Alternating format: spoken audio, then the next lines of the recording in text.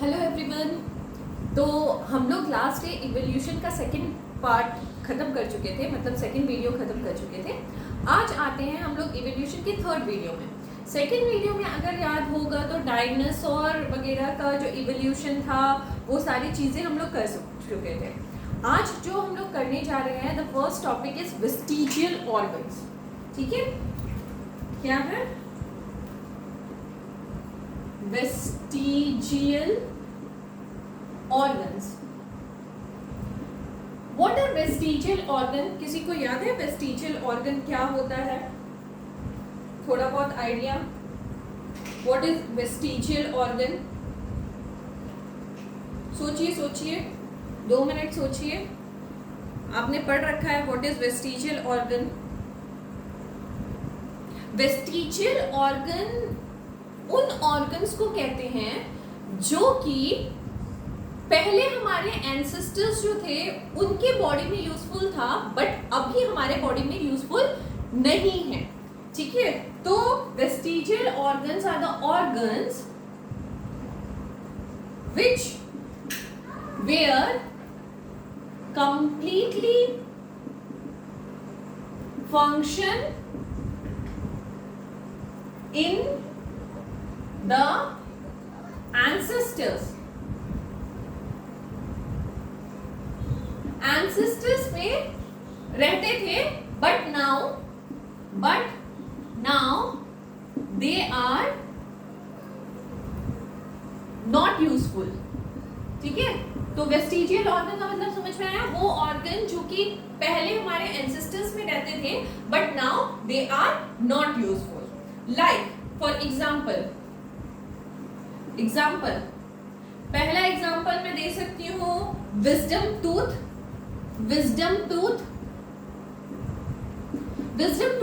पता है कितने होते हैं अपने बॉडी में होते हैं या माउथ में होते हैं? माउथ में होते हैं, यस। सो माउथ में कितने होते हैं? या 4 विजडम टूथ होते हैं। मतलब क्या पीछे के जो हमारे दांत होते हैं सबसे लास्ट वाले, ठीक है, एकदम लास्ट वाले जो पीछे के दांत होते हैं वो अपर जॉ पे 2 दांत और लोअर जॉ में 2 दांत। ठीक है, सो टोटल मिला के 4 इज आवर विजडम टूथ, जो पहले के जमाने में हमारे एंसेस्टर्स जो थे उनको बहुत यूजफुल आता था क्योंकि वो लोग कच्चा मांस बहुत ज्यादा खाते थे, है ना।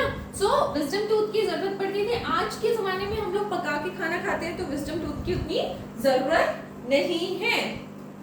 Okay, next is hind limbs of Python. ठीक है, हिंड लिम्स। पाइथन जानते हो पाइथन क्या होता है? पाइथन वो सांप होता है जिसको हम हिंदी में अजगर कहते हैं। अजगर का काम क्या होता है? वो क्या करते हैं, अपने एनिमी को जकड़ के दबा के मार देते हैं। ठीक है, सो हिंड लिम जो होते हैं वो पाइथन के पहले यूजफुल थे, अभी उतना यूजफुल नहीं है। ठीक है, ओके। बॉडी हेयर, क्या हमारे स्किन में अभी उतने हेयर्स हैं जितने पहले हमारे एंसेस्टर्स में होते थे? मतलब if we are talking about apes या मंकी वगैरह के मतलब बॉडी में कितना हेयर्स होता था, बट आज के हमारे जमाने में बॉडी में हेयर नहीं है भी तो बहुत कम है। ठीक है, नेक्स्ट इज बॉडी। अच्छा, वेस्टिजियल ऑर्गन आपने हमारे डाइजेस्टिव सिस्टम में पढ़ा होगा। द वेस्टिजियल ऑर्गन अगर याद होगा तो आपको पता होगा appendix is the vestigial organ now in our body. ठीक है, okay. So these are some example of vestigial organ.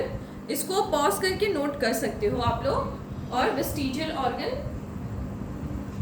के कुछ एग्जांपल्स वगैरह भी मैंने प्रोवाइड कर दिए। ठीक है, हो गया अंडरस्टूड। वेस्टिजियल ऑर्गन क्या होते हैं? वेस्टिजियल ऑर्गन वो ऑर्गन होते हैं जो कंप्लीटली फंक्शन थे किसी टाइम पे, हमारे एंसेस्टर्स के टाइम पे, बट नाउ दे आर फंक्शनलेस। ठीक है, डन। ठीक है, अब एक टर्म आता है, टर्म है ATAVISM।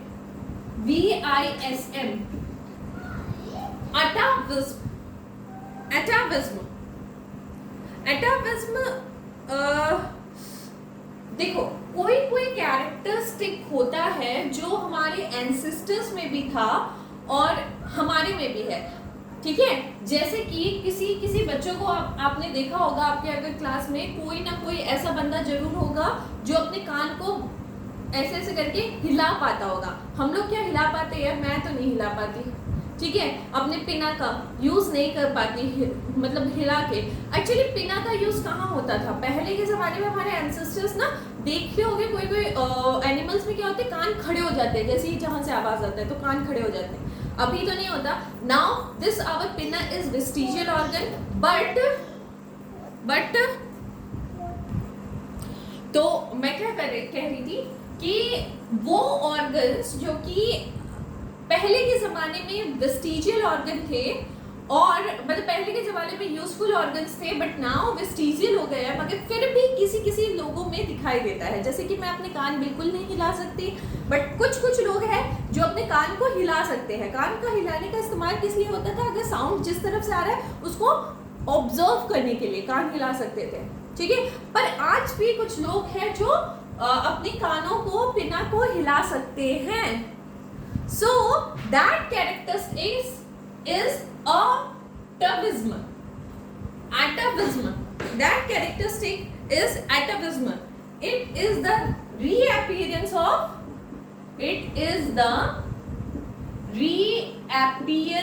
of ancestral characteristic. ठीक है, रीअपियरेंस हो रहा है हमारे एंसेस्ट्रल कैरेक्टरिस्टिक का अभी। जैसे कि मूविंग पिना, कोई ना कोई बच्चा होगा आपकी क्लास में जो कान को हिला पाता होगा, so that is nothing but अटाविज्म।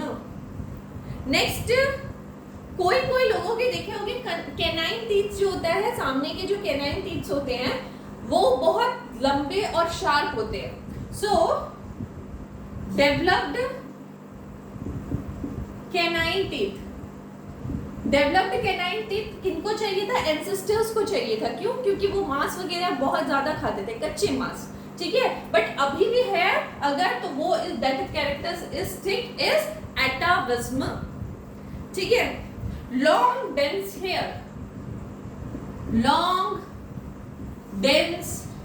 Hair, हर एक आदमी के बॉडी में ना बहुत ज्यादा हेयर नहीं होता है, मगर कुछ लोग अभी भी प्रेजेंट है जिनकी बॉडी में बहुत ज्यादा हेयर प्रेजेंट है, उनको कहते हैं एटाविज्म, ठीक है, ठीक है, ठीक है। सो एटाविज्म का मतलब समझ आ गया सबको? एटाविज्म क्या है? एटाविज्म is the reappearance of ancestral characteristic. समझ आ गया सबको? समझ आ गया तो इसको नोट कर लीजिए और आगे बढ़ते हैं। मिटा ले। Okay, next topic is very important, that is natural selection.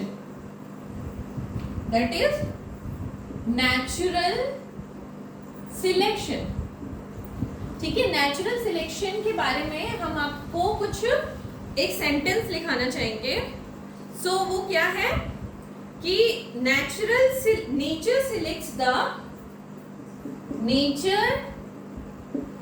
Select the heritable variation which help an organism to reproduce maximally in the changing environment। ठीक है, ये वाली चीज जो है वो नोट कर लीजिए, उसके बाद मैं समझाती हूँ। नोट हो गया? क्या कहा नेचुरल सिलेक्शन ने? कि nature selects the heritable variation. Nature उस वेरिएशन को सिलेक्ट करेगा which helps the organism to reproduce maximally, जो वेरिएशन के कारण मैक्सिमम रिप्रोडक्शन हो पाएगा किसी भी ऑर्गेनिज्म का। अच्छा मुझे ये बताइए, पहले वेरिएशन होगा या फिर नेचुरल सिलेक्शन होगा? पहले वेरिएशन होगा या पहले नेचुरल सिलेक्शन होगा? सोचिए सोचिए। यस, पहले क्या होगा? वेरिएशन होगा। क्यों वेरिएशन होगा? अच्छा समझो, इस बात को समझो। मैं दुकान में गई और दुकान में मैंने बोला कि मेरे पास सपोज 2 मार्कर है, ठीक है। मैंने दुकानदार को बोला कि भैया मार्कर दीजिए। तो दुकानदार ने क्या बोला कि अच्छा बताइए भाई, आप ये मार्कर लेंगी? बताइए आप ये मार्कर लेंगी कि ये मार्कर लेंगी? तो मैंने देखा दोनों मार्कर तो सेम है यार, दोनों ही कैमेलियन के हैं। मैं ऐड नहीं कर रही हूँ बिल्कुल भी कैमेलियन का, बट मैंने देखा कि दोनों तो मार्कर सेम ही है। मैं किसको सिलेक्ट करूँ? किसी भी एक को कर लूंगी, है ना, क्योंकि दोनों आर आइडेंटिकल। मुझे अगर दुकानदार ने 2 ऑप्शंस दिए कि आप ब्लैक लेंगी कि रेड लेंगी, तब मेरे पास ऑप्शन है, तो मैं उस समय रियलाइज करूंगी कि अगर ब्लैक कलर बच्चों को अच्छा दिखेगा, रेड कलर से ज्यादा विजिबल होगा, तो of course I will choose black, right? Done. तो नेचर किसको सिलेक्ट करती है? जब वेरिएशन आता है, जब ऑप्शंस होते हैं ना नेचर के पास। नेचर को आप ऑप्शन ही नहीं दोगे तो नेचर कैसे सिलेक्ट करेगा? सो फर्स्ट वेरिएशन होना है, तब नेचर सिलेक्ट करता है कि हम किसको सिलेक्ट करें। अच्छा, किसको सिलेक्ट करेगा यार? नेचुरल सिलेक्शन का मेन किसी भी चीज का इंपॉर्टेंस है रिप्रोडक्शन, ठीक है। जो आगे चलकर ज्यादा से ज्यादा रिप्रोडक्शन कर पाएगा, नेचर उसी को सिलेक्ट करेगा। डन डन, समझ आ गया? क्लियर है? बिल्कुल। तो मैंने क्या बोला? नेचर किसको सिलेक्ट करेगा? जो ज्यादा से ज्यादा रिप्रोड्यूस कर पाएगा, ठीक है। ओके, इसके कुछ साइलेंट फीचर्स है, वो भी मैं आपको नोट करवा दूं, ठीक है। तो definition wise crystal clear? Okay, next is salient features. Salient features क्या है नेचुरल सिलेक्शन के? So first feature is nature select operators of an individual. समझो, पहला पॉइंट समझो कि क्या लिख रहा है? Nature selection operates on an individual but the effect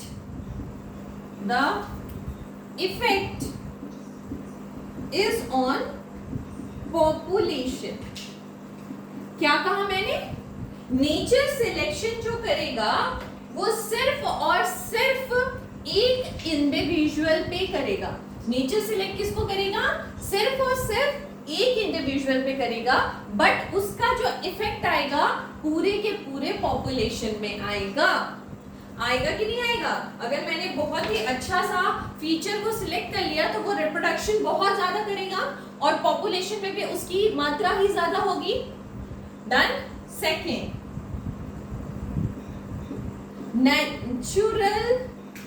natural selection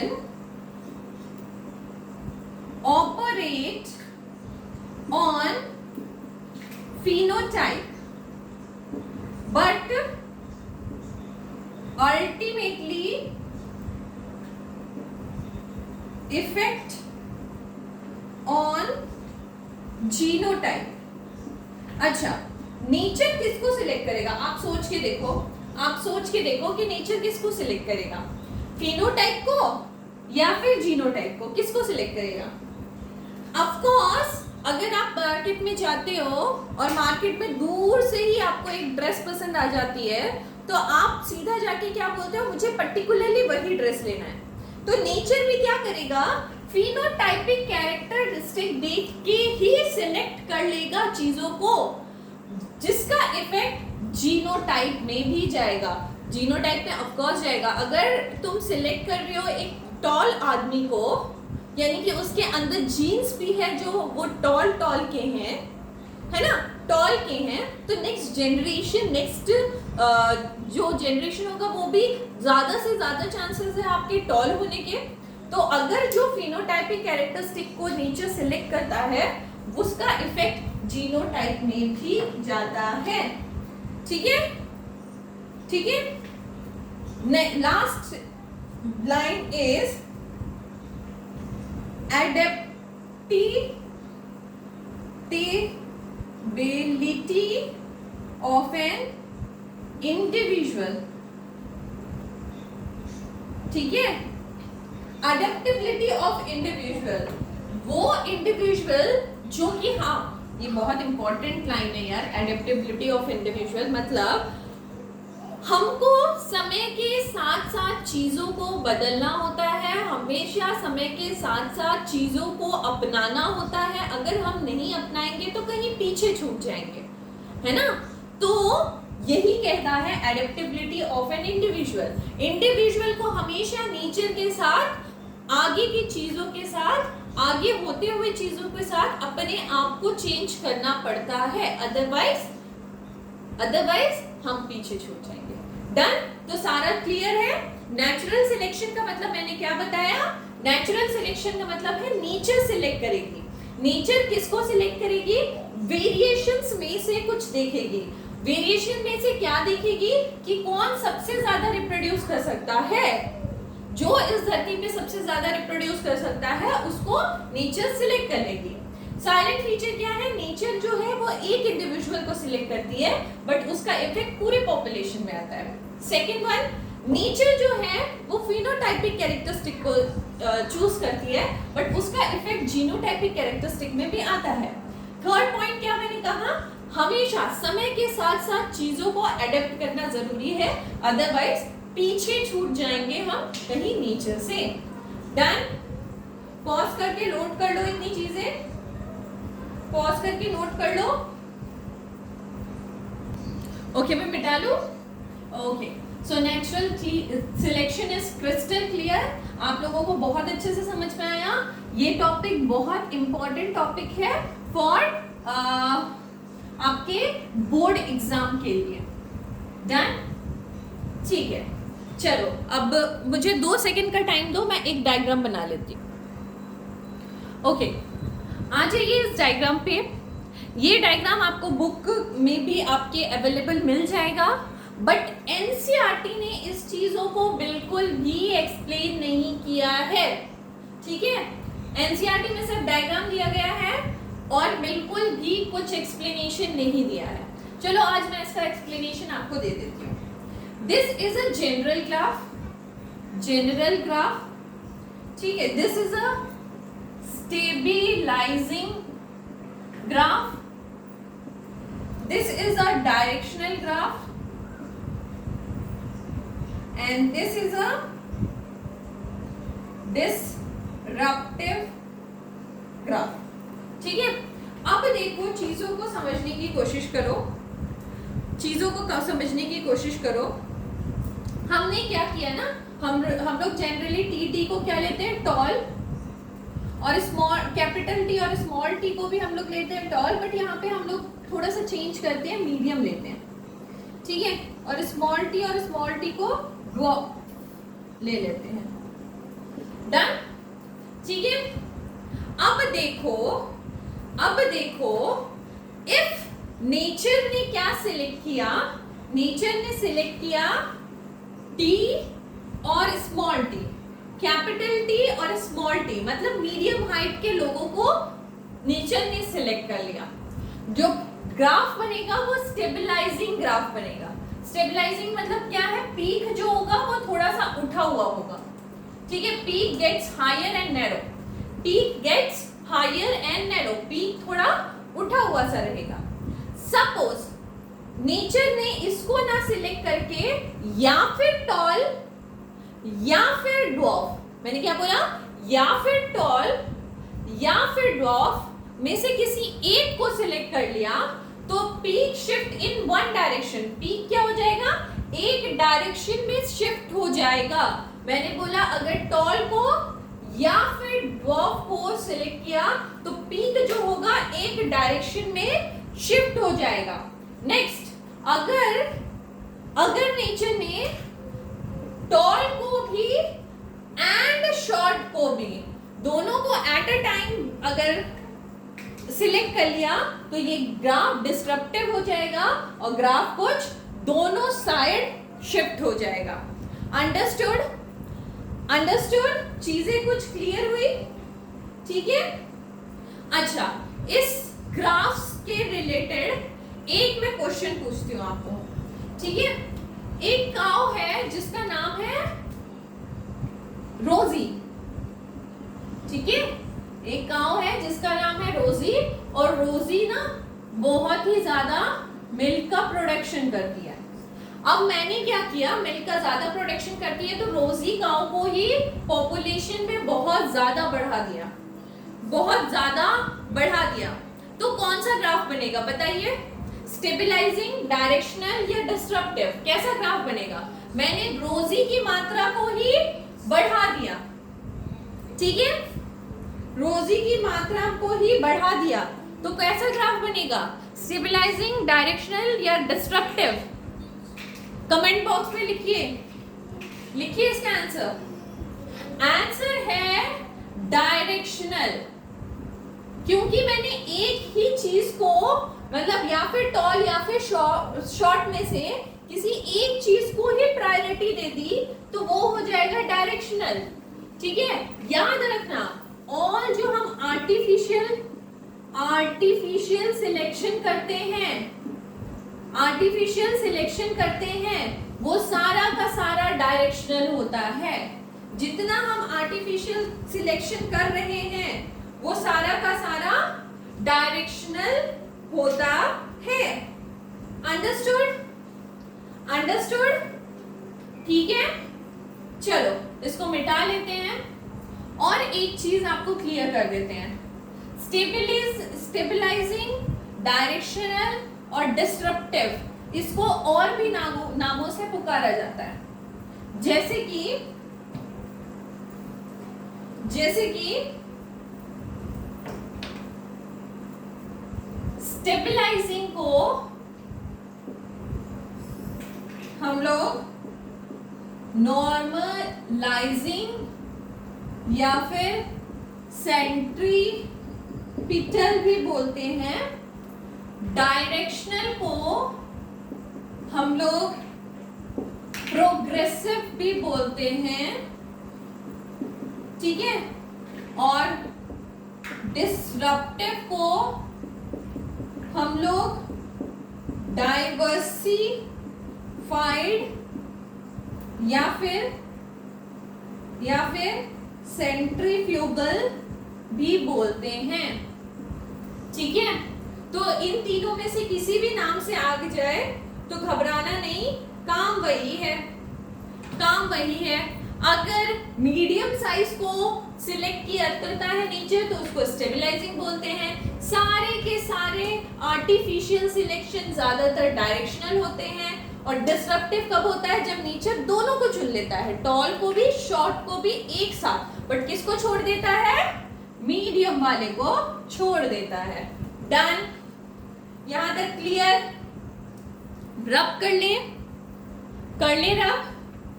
okay, next is balancing selection. Balancing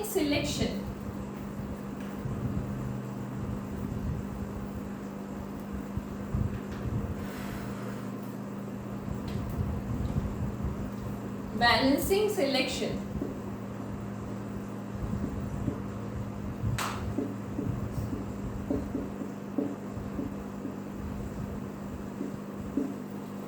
ठीक है, बैलेंसिंग सिलेक्शन का मतलब होता है क्या? Maintenance of gene in a population. Balancing अपने जीन को पॉपुलेशन में बैलेंस करना, तभी ना नेचर उसको सिलेक्ट करेगी, है ना। अपने जीन को बैलेंस करके रखना, तभी ना नेचर उसको सिलेक्ट करेगी। इस एग्जांपल में, इसके एग्जांपल में सिकल सेल एनीमिया का एक एग्जांपल दूंगी। अगर HbA एंड HbA अगर किसी में रहता है तो वो है नॉर्मल RBC, ठीक है। अगर एक पर्सन में HbA और HbS दैट इज कैरियर, ठीक है, कैरियर, और HbS और HbS दिस इज डिजीज्ड, ठीक है। अब मैंने क्या कहा, S is for sickle cell anemia, X is for sickle cell anemia. ये नॉर्मल है, HbA ये नॉर्मल पर्सन में प्रेजेंट रहता है।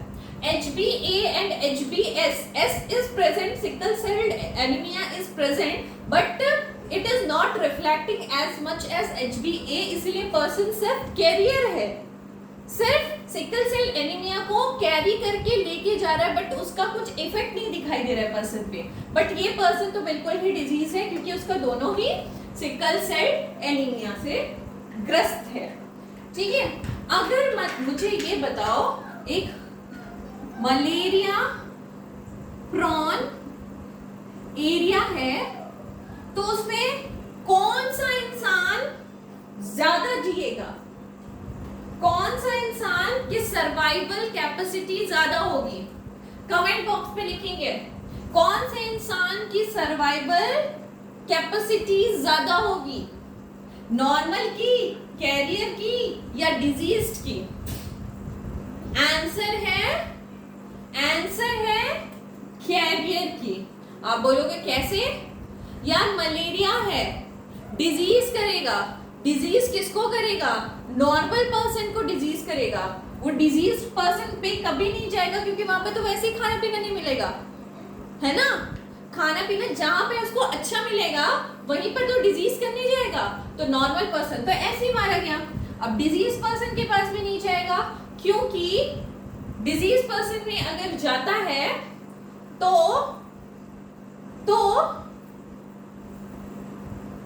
डिजीज पर्सन में जाता है तो वो डिजीज होके खुद ही मलेरिया का कोई इफेक्ट नहीं रहेगा।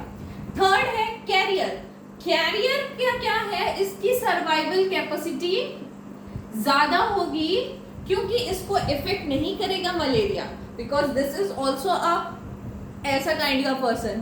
तो मलेरिया का प्लाज्मोडियम जब देखेगा ना, this is not a healthy person, तो मैं इसके अंदर घुसूंगा ही नहीं, सो उसकी सर्वाइवल कैपेसिटी ज्यादा हो जाएगी।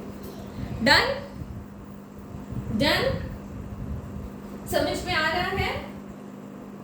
Okay, next topic is biological evolution. मिटा लें?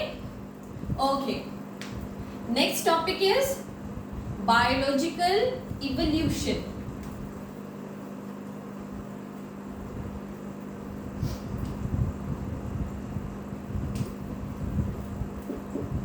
बायोलॉजिकल इवोल्यूशन, ठीक है। ये किसने दिया था? ये mister Lamarck, theory of biological evolution था। किसने दिया था? लेमार्क ने। कब दिया था यार? कब दिया था? 1744 टू 1829, ठीक है, ठीक है। ये कहाँ के थे? ये फ्रेंच के थे, फ्रेंच इंसान थे। Okay, theory was published on, theory जो हुई वो पब्लिश हुई 1809 में, और उस थ्योरी का नाम था फिलोसॉफी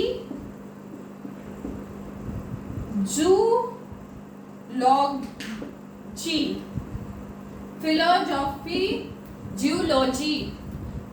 फ्रेंच है ना, तो ऐसे ही लिखा जाता है, ठीक है, तो इन्होंने अपनी थ्योरी में क्या लिखा था, theory of inheritance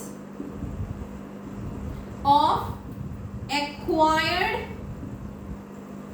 acquired character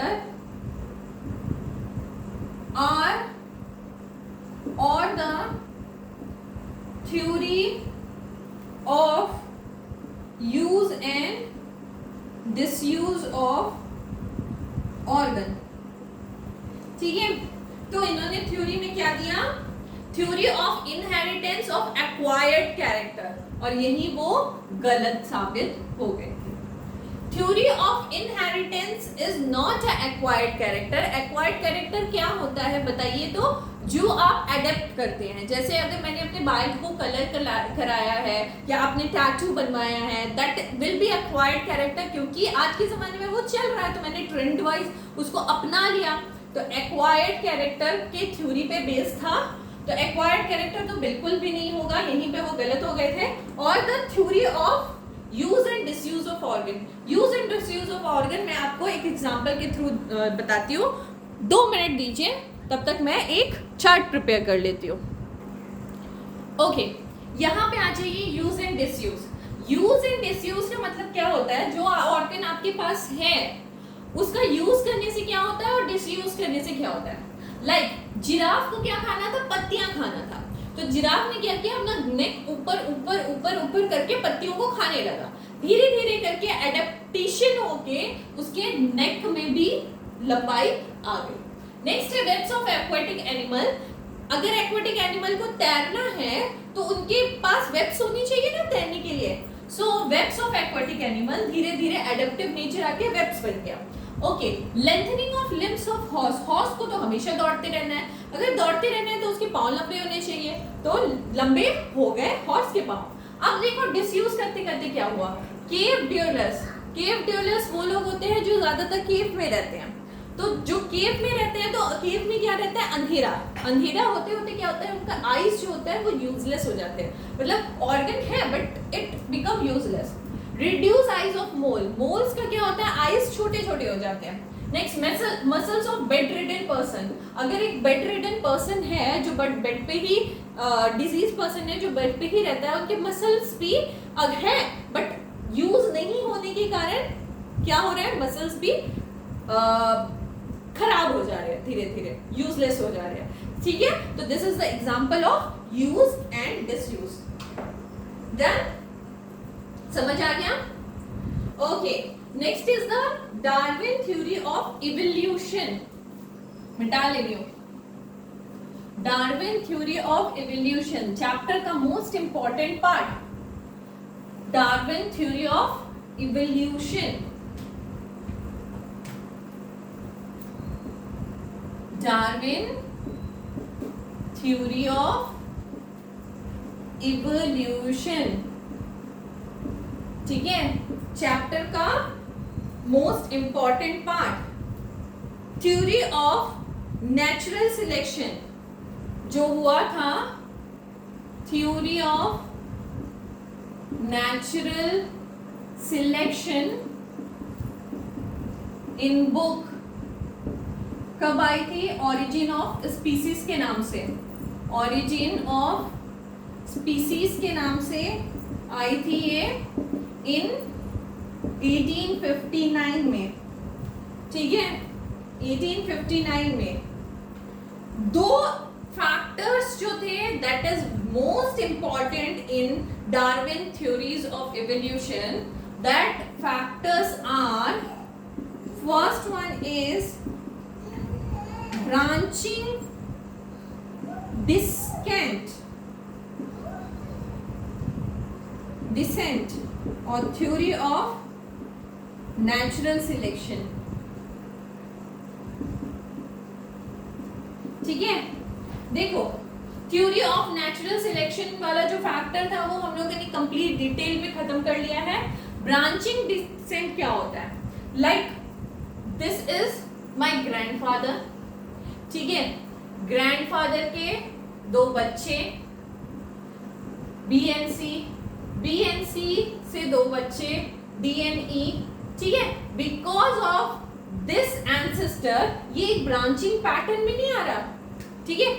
this is all known as branching descent, ठीक है। समझ आ गया ब्रांचिंग डिसेंट क्या होता है, ठीक है।